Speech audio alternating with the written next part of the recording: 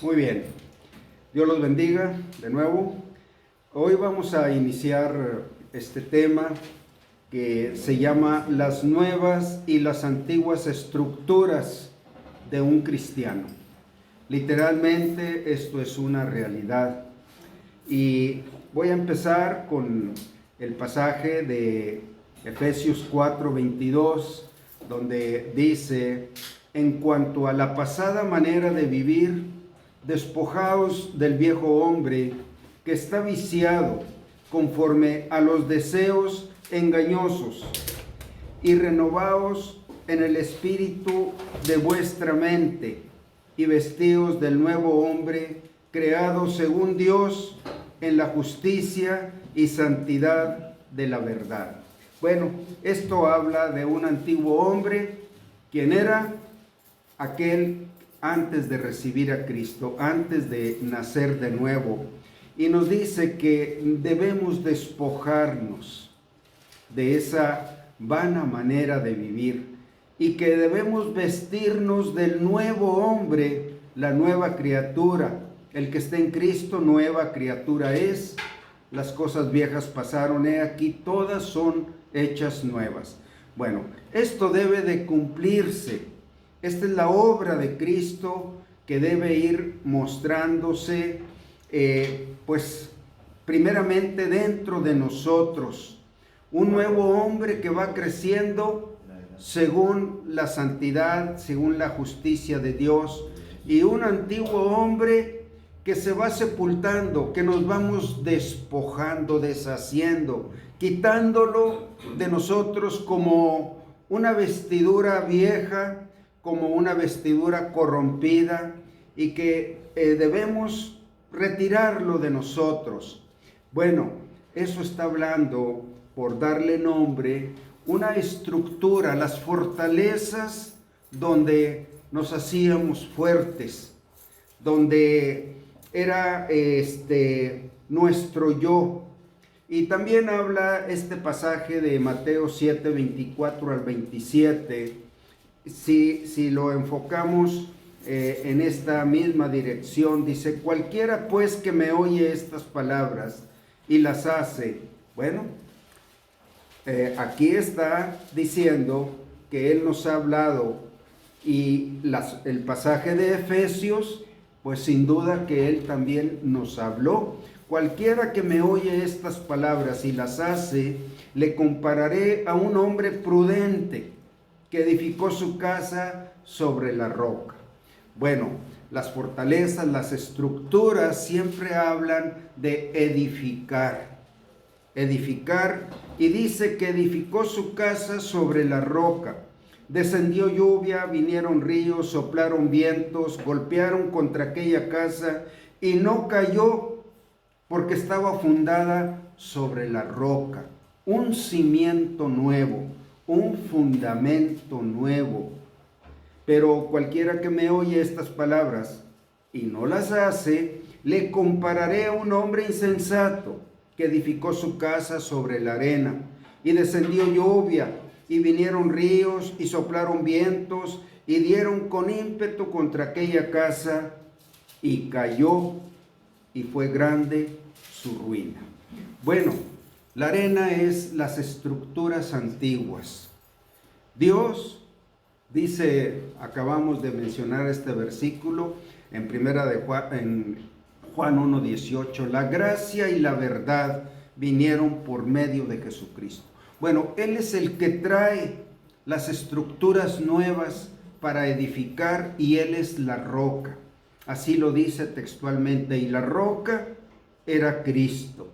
Entonces nos llama que seríamos prudentes si nosotros edificamos con nueva estructura o nuevas estructuras, ¿verdad? Y a veces este concepto, bueno, no lo dice la Biblia así como las estructuras de la antigua vida, pero si encontramos en lo que se hace fuerte un cristiano, pues es en Cristo. Y un no cristiano, él se hace fuerte en sí mismo. Pero leímos en Efesios que ese es un antiguo hombre que está viciado. conforme a deseos engañosos y que debemos despojarnos. Bueno, va tomando sentido el tema que quiero decirles y voy a hacer algo alternativo. Voy a ir mencionando, por ponerle nombre, cuáles son esas fortalezas antiguas y cuáles son las fortalezas o estructuras antiguas o estructuras nuevas donde edificábamos nuestra vida y donde debemos edificarla ahora. Las antiguas estructuras son del pecado.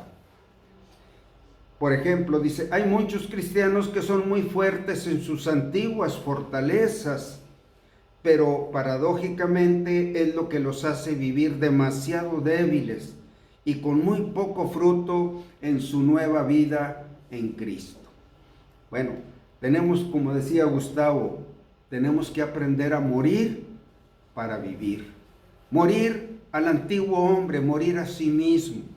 Es un principio que hemos enseñado y hablado desde hace mucho. Tenemos que aprender a vivir en el nuevo hombre, creado según Dios, y aprender a morir en el antiguo hombre. Bueno, una de las estructuras o fortalezas es el ego. Hay que ponerle nombre a esa fortaleza. El ego es el yo soy. Qué paradoja es que Dios le dijo a Moisés, cuando te pregunten quién te envía, diles, yo soy. Diles que yo soy es el que te envía. Yo soy el que soy cuando te pregunten por mí. Eso dijo Dios, pero el ego dice, yo soy. Y esa es una fortaleza que no nos deja vivir, pero es una fortaleza viciada, con deseos engañosos. Dios nos lo dice y se manifiesta en una debilidad continua en la vida cristiana. La vida cristiana tiene muchas raíces que la debilitan en la antigua vida. El ego, yo soy, dice el ego, el yo, es la dureza y rebelión del corazón del hombre contra Dios. Es el hombre viviendo en la mentira del diablo. La mentira del diablo fue dada en Génesis 3, 4 y 5. Entonces la serpiente dijo a la mujer, no moriréis. Dios les había dicho, el día que coman de este árbol, del fruto de este árbol, morirán. Y la serpiente dijo, no morirán, sino que sabe Dios que el día que comáis de él, serán abiertos vuestros ojos y seréis como Dios. Ese es el yo soy del ego, la mentira del diablo y la semilla del diablo, porque el pecado entró en el mundo por un hombre y por el pecado entró la muerte. Y así la muerte pasó a todos los hombres por cuanto todos pecaron. La semilla de Satanás es la semilla de nuestra naturaleza, el yo soy, el ego.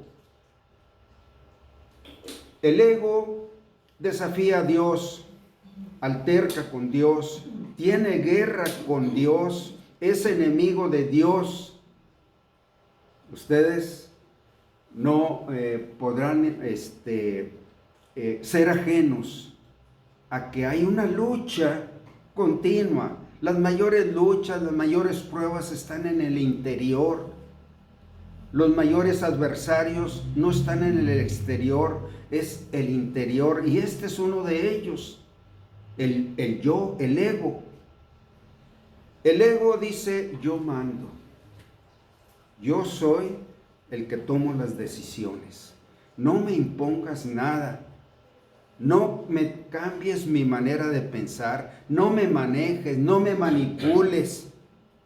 Y defiende a ultranza el yo soy.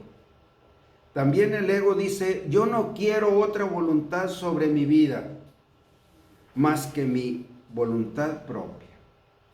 Yo no quiero profundizar. No quiero dejarme llevar. Yo tengo mi manera de pensar, mis principios, y no los quiero abandonar porque son mis fortalezas. Si me quitas eso, entonces, ¿qué voy a hacer? Bueno, ese es el secreto, el misterio que Dios nos da, o el consejo. El ego dice que no quiere otra voluntad más que su propia voluntad. Entonces, la razón es que para crecer en el Espíritu y crecer en la gracia, necesitamos enfrentar la decisión determinada de vivir en las fortalezas del nuevo hombre creado según Dios. Un cambio, la Biblia dice, renovaos en vuestra mente, renovaos en su manera de vivir. Por ejemplo, ahora vamos a ver alternativamente una de las fortalezas que Dios nos ofrece. Y entendamos que Dios no nos puede imponer. La gloria de Dios es que tú creas en su voluntad, que tú creas en su palabra y que tú la hagas tuya por tu propia voluntad, en libertad, en convicción, en plena certidumbre de fe. Cuando un cristiano camina en la obediencia, él glorifica a Dios porque Dios lo convenció. Y él glorifica a Dios que ese camino de obediencia es superior al camino que él llevaba. La obediencia es una de las fortalezas. En Romanos 10:9 dice, si confesares con tu boca que Jesús es el Señor y creyeres en tu corazón que Dios lo levantó de los muertos, serás salvo. Salvo de lo que cosechaste, de lo que sembraste, de lo que tienes en tu corazón, te salvarás de toda condenación. Ninguna condenación hay para los que están en Cristo Jesús. Pero serás salvo también después de quitar la culpa de tus pecados, serás salvo del aprisionamiento, de la esclavitud, de los engaños del pecado. Si tú confesares, ahora yo tengo un Señor de autoridad, de poder sobre mi vida. Un Señor que su autoridad y su poder está en la verdad, está en la santidad, está en el amor, está en la justicia, está en la verdad. Ese es el poder del Señor al que yo obedezco. Porque con el corazón se cree para justicia, pero con la boca se confiesa para que te salves de esas ataduras. Entonces, la obediencia, pues la Escritura dice, todo aquel que en él creyere no será avergonzado. Y en Hechos 4:11 dice, este Jesús es la piedra reprobada por vosotros los edificadores, la cual ha venido a ser la cabeza del ángulo. Bueno, el ángulo eran las vigas antiguas, ¿verdad? Los arcos, y que tenían una piedra central y toda la presión conducía a esa piedra y le llamaban la principal piedra del ángulo. Bueno, era Pedro la describe como escogida y preciosa, ¿verdad? Entonces dice que los edificadores desecharon a Jesús como la principal piedra de lo que iban a edificar y trataron de hacer otras técnicas que fallaron. Este Jesús es la piedra reprobada por los que edifican. Bueno, los que edifican según su sabiduría, según su voluntad, según su criterio, según su creencia, y ellos fallaron. Y nosotros debemos entender que de ahí nos trajo el Señor a Jesús como la principal piedra para edificar. Y vemos que todos los edificios, construcciones antiguas, todos los vemos con arcos, los puentes, los palacios, todo era con arco y todas tenían la principal piedra al centro del arco. Bueno, entonces, el que cayere sobre esta piedra será quebrantado, y sobre quien ella cayere le desmenuzará. Bueno, cuando nosotros decidimos aceptar y seguir la verdad, nuestro antiguo hombre se quebrantó como vaso de alfarero. Lo mejor de nuestras fortalezas, el que cayere sobre él, el que se rinda, el que se entregue, el que crea en él, será quebrantado en sus antiguas fortalezas, porque no suplieron la necesidad de su hombre interior. Pero el que resista, hay un día sobre quien esta piedra va a caer y va a juzgar sus hechos. El que cayere sobre esta piedra será quebrantado, y sobre quien ella cayere le desmenuzará. Dios desmenuzará todos los frutos de su orgullo, de su ego, de su vanidad, de su egoísmo, de su soberbia, todo. Bueno, esto tiene cumplimiento para el cristiano y para el no cristiano. Para el cristiano, lo más fuerte, lo más alto de él ante Jesús se hace como polvo. No puede prevalecer las cosas más altas de un hombre ante la gloria de Jesús. Eso es el cumplimiento para el cristiano. Y para el no cristiano, bueno, un día él va a ser enfrentado en el día del juicio. Y se le va a enfrentar con toda justicia y verdad, que lo que él edificó sobre sí mismo va a poner a Jesús con toda su gloria de verdad, de santidad, de justicia, y va a ver que sus hechos son hechos que no pueden prevalecer ante la gloria de Jesús. Bueno, eso es el camino que Dios nos enseña para decir lo más valioso, lo más importante que me he encontrado en este mundo es haber oído de Jesús y haber creído en Él. Yo creo que tengo que terminar mis fuentes, mis estructuras, mis fortalezas, mi cimiento, para poner todo sobre Cristo. Ahora, alternativamente, vemos otra de las antiguas fortalezas, el orgullo. Yo soy grande, yo soy importante, yo valgo mucho. Hay mucha falsa modestia y falta humildad, viviendo en el orgullo.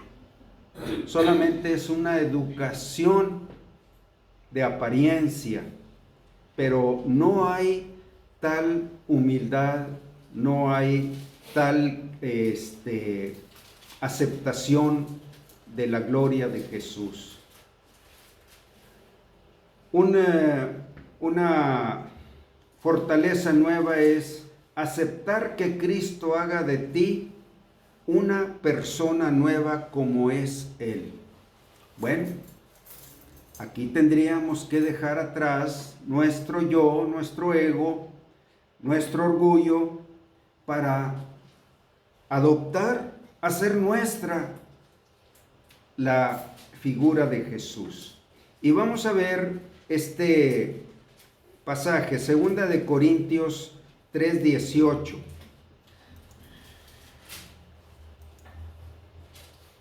Vamos a ver, ¿quién lo tiene, Américo, por favor? ¿Sí? ¿Es qué? ¿Cuál? 2 Corintios 3:18.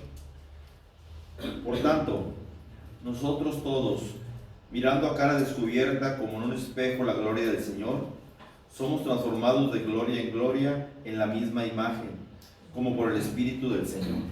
Sí, la obra es ese Espíritu maravilloso que Él nos dio cuando recibimos a Jesús, el Espíritu Santo.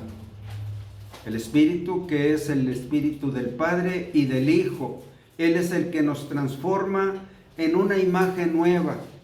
Y nosotros lo vemos a Él como en un espejo y somos transformados por su gloria. Nos conquista, nos convence, la deseamos, la pedimos, rogamos que queremos ser como Cristo. Bueno, eso es una fortaleza que puede hacer que tú crezcas en tu vida cristiana, que crezcas en la gracia, que crezcas en la espiritualidad, que crezcas en el fruto, que crezcas en tu testimonio, que crezcas en tu ministerio, en tu servicio. Cuando tú anhelas ser como Jesús, tendrás mucho para dar. Tendrás abundancia para dar. Otro versículo es Isaías 61:10. Nomás levante la mano el más rápido. Sí, Diana, Isaías 61:10. Vamos a leerlo pausado y en voz alta. En gran manera me gozaré en Jehová. Mi alma se alegrará en mi Dios, porque me vistió con vestidura de salvación, me rodeó de manto de justicia, como a novio me atavió, y como a novia adornada con sus joyas. Bueno, esto es la alabanza, la adoración que hace un cristiano gozoso por la vida que Cristo le está dando. En gran manera se gozará mi alma, ¿verdad?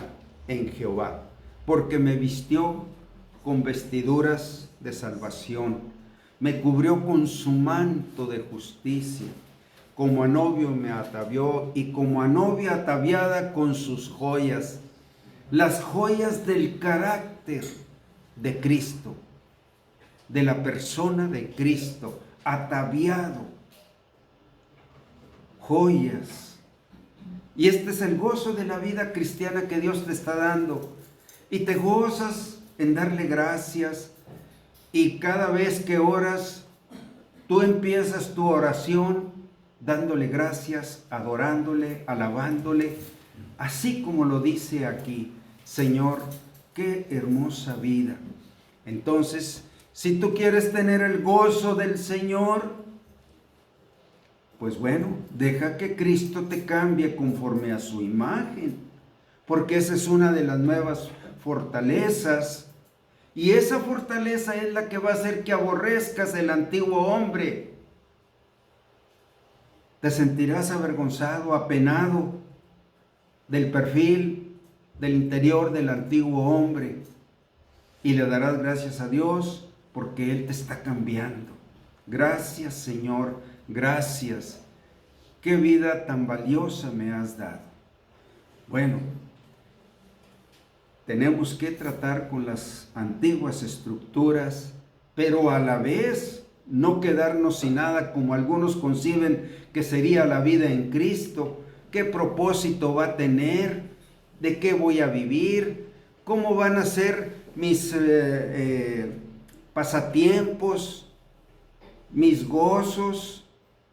Jesús, cuando llena tu interior, es como si estuviera fluyendo de ti una fuente de agua de vida. Bueno, segunda de Pedro 1, 3 y 4, ¿quién lo tiene? A ver, David, en voz alta. Como todas las cosas que pertenecen a la vida y a la piedad nos han sido dadas por su divino poder, mediante el conocimiento de aquel que nos llamó por su gloria y excelencia, por medio de las cuales nos ha dado preciosas y grandísimas promesas, para que por ellas llegaseis a ser participantes de la naturaleza divina, habiendo huido de la corrupción que hay en el mundo a causa de la concupiscencia. Hasta el 4. Bueno, lees muy bien a prisa. pero yo te diría que leas muy bien despacio. Otra vez, va de nuevo. Perdón. Como todas las cosas que pertenecen a la vida y a la piedad nos han sido dadas por su divino poder, mediante el conocimiento de aquel que nos llamó por su gloria y excelencia, por medio de las cuales nos ha dado preciosas y grandísimas promesas, para que por ellas llegaseis a ser participantes de la naturaleza divina, habiendo huido de la corrupción que hay en el mundo a causa de la concupiscencia. Muy bien. Después continuamos con las sesiones de lectura, ¿sí? Sí. Dice que todo lo que pertenece a la vida y a la piedad es una vida de servicio, una vida de amor, una vida que da, que tiene mucho para dar. Eso es la piedad. Todo lo que pertenece a la vida y a la piedad nos ha sido dado por su divino poder. Bueno, en ese sentido, esta es una fortaleza que nos permite levantar, edificar, fructificar una vida cristiana. Bueno, tenemos también ahora en contraparte la soberbia. La soberbia es una antigua fortaleza, una estructura donde nos hacíamos fuertes y donde ya no debemos hacer fuertes. Un cristiano debe ser muy débil en sus antiguas fortalezas y muy fuerte en sus nuevas fortalezas. La soberbia no podemos negar que todos cargamos con la soberbia, con el orgullo, con el yo, pero deben ser puestos afuera, deben ser, quitarles el crédito que les concedíamos ante la verdad, ante el amor de Jesús. Entonces, la soberbia nos dice, o me dice a mí más propiamente, yo puedo, yo no te necesito. Esto es el intento de un cristiano de querer vivir en sus propias capacidades, sus propias fuerzas, su propia sabiduría, sus propios recursos, en su propio yo. Yo no te necesito. Es querer siempre estar por encima de los demás. Yo puedo más que tú. Esto es vano, es vanidad. Es una estructura que realmente estaríamos cayendo a la vuelta de la esquina. Como dice el refrán, cae más pronto un hablador que un cojo. Esto es algo que es verdadero. Entonces, nosotros debemos encontrar que ese yo puedo más, yo no necesito, yo tengo mis propios recursos, yo me puedo valer por mí mismo, yo me puedo superar, tengo que superarlo. Eso es soberbia. Por ejemplo, Dios nos aconseja que una nueva estructura es la voluntad rendida y entregada a Cristo. Ya no es que lo que yo puedo, realmente reconozco que lo que yo puedo no me ha alcanzado, no me alcanza para que mi vida sea una vida de bendición, de gozo, de paz. Entonces tenemos aquí estos versículos, Mateo 26, 36 al 44. ¿Quién nos lo va a leer? Sí, Alicia. Mateo 26, 36 al 44. del 36 al 44. Sí.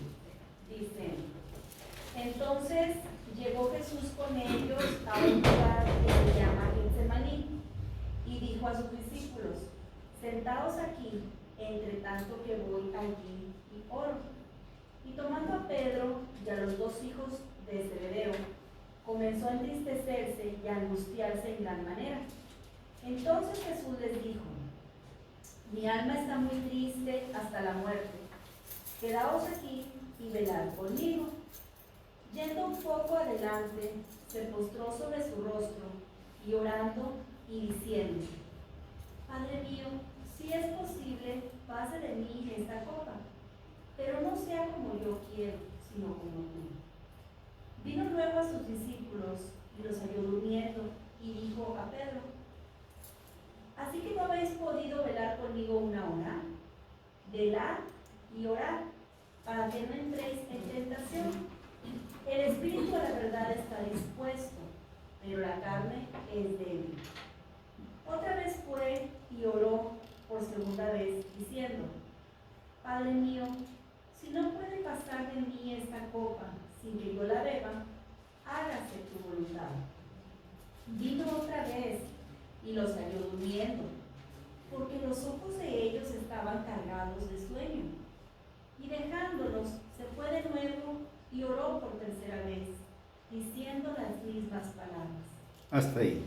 Bueno, aquí hay un versículo, el 41, donde el Señor les dice, Él les había pedido que lo acompañaran en aquella hora de tanta necesidad, pero Él es el que tenía que enfrentar la voluntad de Dios hasta el último momento. Pero cuando les dice que velen y oren, ellos se dejaron de velar y se durmieron. Y les dice, velad y orad para que no entréis en tentación. El espíritu a la verdad está dispuesto, pero la carne es débil. Bueno, Él todavía está aprovechando por darles una lección más en aquel evento tan significativo, que ellos tenían que hacerse fuerte en el espíritu de Cristo, que estaba librando una lucha tremenda contra la potestad de las tinieblas, por no ser vencido por el pecado, por el yo soy. Él tenía que despojarse a sí mismo y tomar forma de siervo y ser obediente hasta la muerte y muerte de cruz. Era la prueba que estaba enfrentando.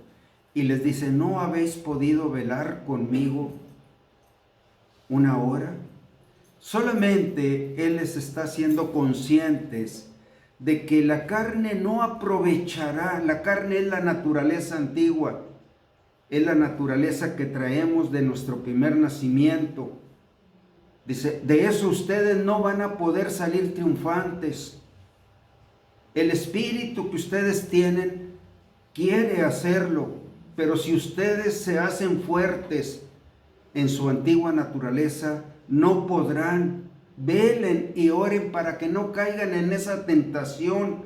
Bueno, esta es la lección para nosotros los cristianos, y como los discípulos, bueno, nos hacemos fuertes en nuestra capacidad, en nuestra sinceridad. A veces somos tan sinceros, no mentimos en lo que queremos, pero la carne es débil. ¿Qué hemos de caminar nosotros? Orando, sabiendo que esta obra que el Señor nos ha entregado, el testimonio de que Él vive en nosotros, no la podemos llevar en nuestras fuerzas, sino orando para que el Espíritu de Cristo nos fortalezca para llevar esa vida continua. ¿Cuántos cristianos tienen guardado su testimonio? ¿Cuándo lo levantan para que la gloria de Dios se manifieste, que Cristo ha cambiado sus vidas? Bueno, un cristiano pasa de ser alguien que tiene a Cristo en su corazón, pero afuera vive como un hombre no cristiano, un hombre natural, como una buena persona solamente. Pero el testimonio de que Cristo ha cambiado su corazón, sus valores, la estructura de sus fortalezas, está guardada. Bueno, porque no velaron, pierden su testimonio. Y el Señor nos está diciendo que debemos orar porque el Espíritu es el que está siempre dispuesto a morir a sí mismo para que Cristo viva en mí.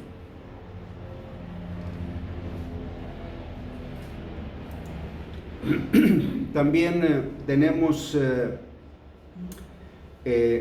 respecto de una voluntad rendida. Hay muchas, por decir, situaciones u ocasiones o trances por los que pasamos que se nos pide esa voluntad rendida. Y vamos a ver aquí claramente Lucas 5, 27 y 28. A ver qué nos dice. Sí, por favor. Dice 5, 27 y 28. Después de estas cosas salió y vio a un publicano llamado Leví, sentado al banco de los tributos públicos, y le dijo: sígueme. Y dejándolo todo, se levantó y le siguió. Sí. Bueno, aquí Mateo enterró su prestigio, su posición social, sus ganancias como un buen político para ocupar un cargo entregado por los romanos de recoger el dinero de los impuestos. Él tenía que haber seguido una buena carrera política, un hombre de posición social, de dinero, y dice textualmente, y dejándolo todo, le siguió. ¿Verdad? Entonces, a ver, vamos a ver los versículos 29 al 32 ahí mismo, y veamos este hombre, ¿verdad?, que rindió su voluntad, a qué grado y cómo lo llevó a un nuevo círculo social, fruto de rendir su voluntad a Dios. Del 29 al 32, por favor. Es ahí mismo, sigue el pasaje. ¿En Lucas 5? Lucas 5, sí. Dice, Lucas 5, 29. Y Leví le hizo gran banquete en su casa, y había mucha compañía de publicanos y de otros que estaban a la mesa con ellos. Y los escribas y los fariseos murmuraban contra los discípulos, diciendo: ¿por qué coméis y bebéis con publicanos y pecadores? Respondió Jesús, les dijo: los que están sanos no tienen necesidad de médicos, sino los enfermos. No he venido a llamar a justos, sino a pecadores al arrepentimiento. Bien, ahora vemos, él es Mateo, ya no sentado en el banco.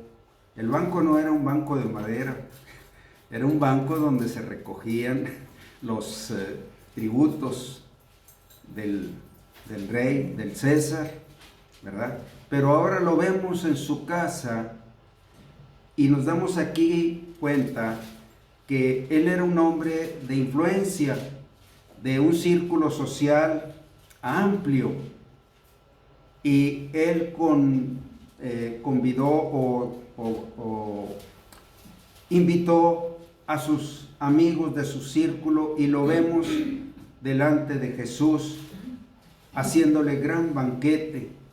Bueno, aquí vemos un hombre que murió a su voluntad. ¿Cuánto le costó haber alcanzado aquella posición, aquel éxito? Él era judío y había logrado la confianza del emperador romano para que se le confiara el banco de los impuestos o de los tributos. Un hombre exitoso, de una posición social, pero él rindió su voluntad cuando el Señor le dijo: sígueme, te llamo para otra misión que no es el rey de este mundo.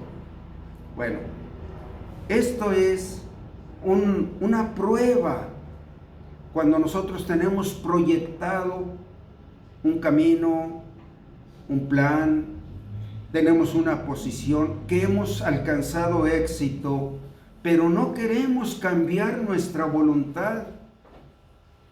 ¿Cuánto nos llevó esforzarnos, dedicarnos, sufrir para alcanzar aquel éxito, pero no queremos entregar nada para seguir a Jesús y servir a Jesús. Una voluntad rendida es necesario para poder levantar una vida como el Señor Jesús nos quiere usar. Mateo servía al rey de Roma, ahora lo vemos sirviendo al Rey de Reyes, al Señor de Señores. No sin antes tener que haber enfrentado su voluntad. ¿A quién queréis servir? ¿A Dios o a los ídolos?, dijo Elías. Bueno, a veces nosotros queremos llevar a la par, pero es mentira, no llevamos a la par, porque el que a dos amos sirve, con uno está quedando mal. Si nosotros queremos edificar en el reino de Dios, tenemos que fortalecernos en una voluntad entregada. Es inevitable morir a sí mismo. Hechos, aquí tenemos otro hombre. Aquí tenemos otro gran hombre de Dios, el apóstol Pablo. Él era un hombre también de mucho prestigio, de posición, de autoridad, de reconocimiento, pero en otro campo. Mientras que Mateo era en el campo de los romanos, Pablo era en el campo de los fariseos, las autoridades religiosas, que también esas autoridades pues tenían poder, tenían riquezas, tenían posición social, tenían dominio, tenían control sobre el pueblo judío, pero usando como trasfondo no el poder de los soldados como lo hacía Roma, sino el poder de la religión. Y Pablo era una pieza en ese engranaje, y un día él cambió. Y vamos a ver este pasaje, Hechos 9, 1 al 2. ¿Quién? Eldita, sí, por favor. Saulo, respirando una amenaza sin muerte contra los discípulos del Señor, vino al sumo sacerdote y le pidió cartas para la sinagoga de Damasco, a fin de que si hallase algunos hombres o mujeres de este camino, los trajere presos a Jerusalén. Mas yendo por el camino, aconteció que al llegar cerca de Damasco, repentinamente le rodeó un resplandor de luz del cielo, y cayendo en tierra, oyó una voz que le decía: Saulo, Saulo, ¿por qué me persigues? Él dijo: ¿Quién eres, Señor? Y le dijo: Yo soy Jesús, a quien tú persigues. Dura cosa te es dar coces contra el aguijón. Él, temblando y temeroso, dijo: Señor, ¿qué quieres que yo haga? Y el Señor le dijo: Levántate y entra en la ciudad, y se te dirá lo que debes hacer. Y los hombres que iban con Saulo se pararon atónitos, oyendo a la verdad la voz, mas sin ver a nadie. Entonces Saulo se levantó de tierra, y abriendo los ojos no veía a nadie. Así que, llevándole por la mano, le metieron en Damasco, donde estuvo 3 días sin ver, y no comió ni bebió. Había entonces en Damasco un discípulo llamado Ananías, a quien el Señor dijo en visión: Ananías. Y él respondió: heme aquí, Señor. Y el Señor le dijo: levántate y ve a la calle que se llama Derecha, y busca en casa de Judas a uno llamado Saulo de Tarso, porque he aquí él ora. Y ha visto en visión a un varón llamado Ananías, que entra y le pone las manos encima para que recobre la vista. Muy bien. Bueno, este es un encuentro personal con el Rey de Reyes y Señor de Señores, pero lo odiaba a Jesús, porque él veía a Jesús en los cristianos y veía la vida que él odiaba en los cristianos. Y a quien odiaba era a Cristo, a muerte. Entonces dice que él iba en una comisión de arrestar o encarcelar a los que eran de este camino. Y en el camino se le apareció el Señor y le dice: ¿por qué me persigues? ¿Qué te he hecho yo de daño a ti? Si acaso a los que tú odias yo les he hecho bien, en salvarlos, en cambiarlos, en hacerlos nuevas personas, en adorar a Dios, en servir a Dios, y tú odias eso. Y a ti no te he hecho nada. ¿Por qué me odias? Bueno, él odiaba a Jesús cuando veía la vida en los que creían en él. Y cuando él ve la gloria de Jesús, porque Jesús se le apareció aquí como una luz resplandeciente, tan resplandeciente que lo cegó, pero no para dejar de oír su voz. Y le dice: ¿quién eres? Nunca he conocido una gloria, un resplandor, una autoridad con la que me habla como tú. ¿Quién eres? Pues yo soy Jesús, al que tú odias. Y en ese instante, él murió a sí mismo, porque le dice inmediatamente: ¿qué quieres que yo haga? Estoy dispuesto a servirte a ti.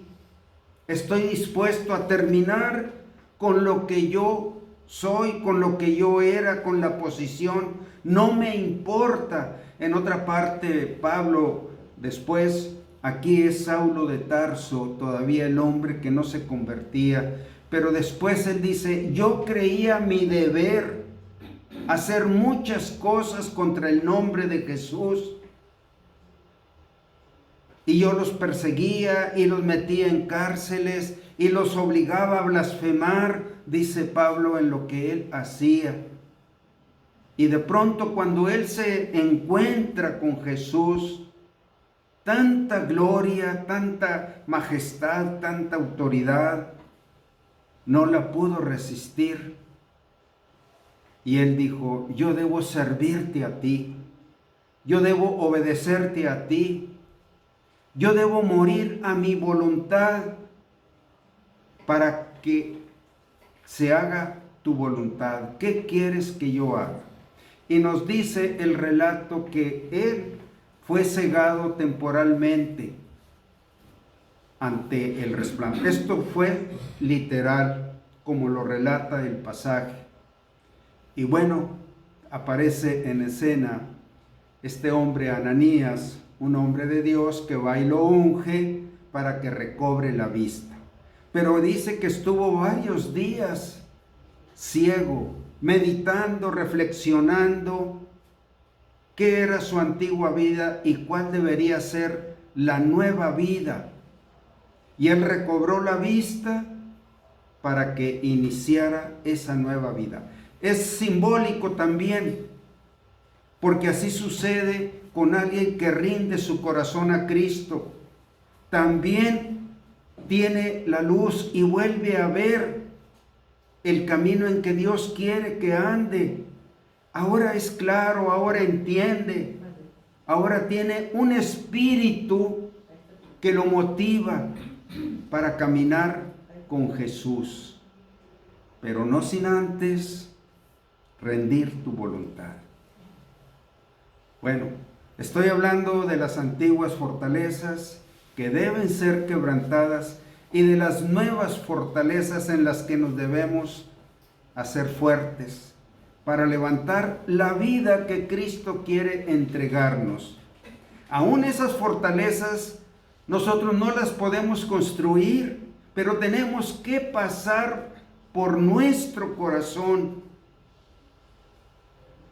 en aceptar la voluntad de Dios, en una nueva vida que nos habla de que la soberbia no tiene camino, es vanidad, que el orgullo no tiene ningún poder, que hemos de caminar por la obediencia. Bueno, estos puntos ustedes los oyen, los conocen a través de la enseñanza, de la motivación, de la predicación, pero ahorita sencillamente los estamos subrayando, los estamos puntualizando, ubicando. Estas son las fortalezas en las que has de vivir para que la vida que Cristo quiere darnos sea realmente abundante. Tantas promesas que no se cumplen porque no somos capaces de sobrellevarlas. Dios le dijo a Mateo, sígueme. Y él tuvo la fortaleza de seguir a Jesús. Dios le dijo a Pablo, te voy a decir qué es lo que debes hacer. Ahí se te dirá qué es lo que debes hacer. Entonces, así son las cosas, hermanos. Tenemos que darnos cuenta que no podemos crecer en nuestra vida cristiana sin adoptar, fortalecernos, levantarnos sobre esas nuevas fortalezas. Bueno, todavía quiero seguirles hablando, apuntando algunas más con el favor de Dios. La siguiente semana continuamos, ¿verdad? Para que mediten en esto, que entiendan que el nuevo hombre creado según Dios en la justicia y santidad de la verdad no vive en sus propias fuerzas, vive en Cristo. Muy bien, por hoy aquí vamos a suspender esta enseñanza. Continuamos con el favor de Dios la siguiente semana.